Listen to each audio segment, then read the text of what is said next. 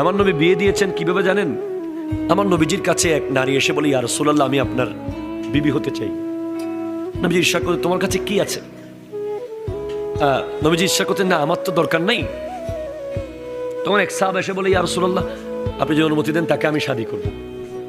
তখন নবী বলছেন, ঠিক আছে, তোমার কাছে কি আছে? বলে, ইয়া রাসূলুল্লাহ, আমার কাছে কিচ্ছু নেই।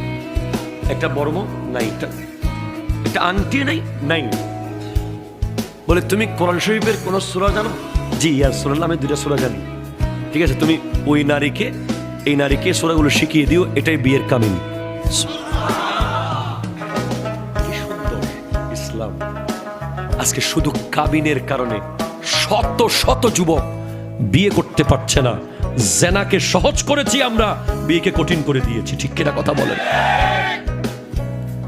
মনে রাখবেন, কাবিন কোনোদিন বিয়ে আটকাতে পারে না।